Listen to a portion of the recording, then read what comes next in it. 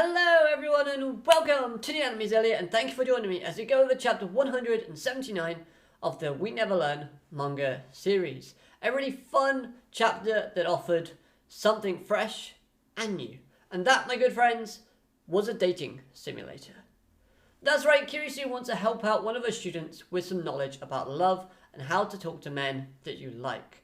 Except Kirisu doesn't have any knowledge or experience about this, so she goes to buy a dating simulator in where basically her and Narayuki end up practicing in a game where the main character does resemble our protagonist just a little bit. I mean, come on, he does look like a older, more kind of romanticized Narayuki. So I thought that was pretty funny and a nice little hint.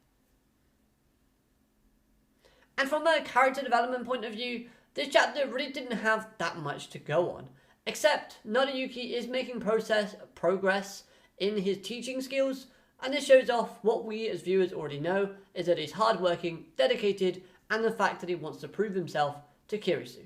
Because he does. He stated that in chapter 178, that he wants to be someone that Kirisu can rely on, and he wants to prove himself to her, and that's exactly what he's doing with this small amount of progress. So I thought that was quite nice from that point of view.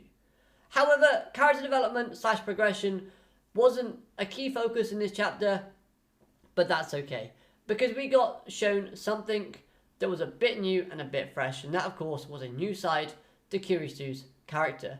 And I really did like that change of pace and that change of characteristic that we got to witness, as we see a character really sucking at dating simulators, and honestly, it gave me a lot of laughs.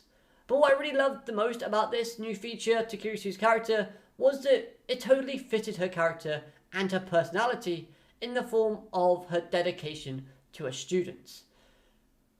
Miss Kirisu is so dedicated to helping out even just one student now that she would gladly go out and spend her money, buy a game, and honestly, do you think Kirisu would have had a game console to play that game? So that must have cost her a heck of a lot of money. So I thought that was great. Plus, you can also add in the fact it does show development and progress from Kirisu's character, because if you look back at the Kirisu from chapter 1, or the main timeline, where she was referred to as the Ice Queen, then of course she, in that state, would not do anything like this. So she has changed over the course of the series, and I think that's apparent and very much stated in this chapter. So thumbs up for that regard. I thought the comedy was really good throughout this chapter. I loved the goofy faces / reactions that we got given. And that one panel where both Kirisu and Narayuki were gazing into each other's eyes. And then you have the "Are you hungry?" option appear in the game. That was fantastic. I don't know why, but that panel in particular just made me laugh much more than the rest of them in this chapter. And I could see a situation in where Kirisu possibly asks or tries to mimic Azumi's kind of personality when practicing her skills at getting to a man's heart. After all, we see her in this chapter using Narayuki as like a practice dummy in kind of practicing her looks and her expressions and the lines that she states towards the end of the chapter. So I think we can play some really nice kind of creative stuff with that, and if that does come to fruition, I can see Azumi kind of making a small cameo or hinted at. Maybe not. Maybe Kirisu could do something and Yuiga can kind of go, "Miss Kirisu Sensei, I expected that more from Azumi Sensei than from you." But, you know, that's just me hoping and praying.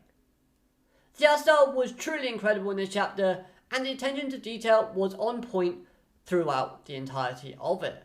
It's clear that this chapter, and this, you know what, this route in total, because last week's was exceptional as well, has had a lot of effort being put into it, especially from an artistic point of view.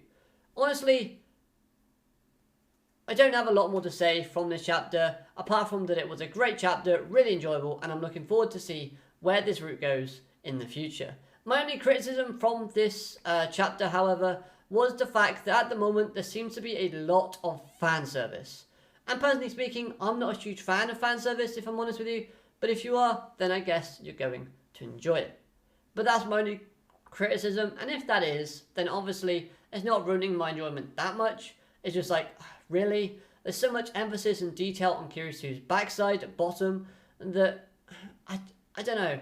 I just wish it was a little bit toned down a bit. See what I did there?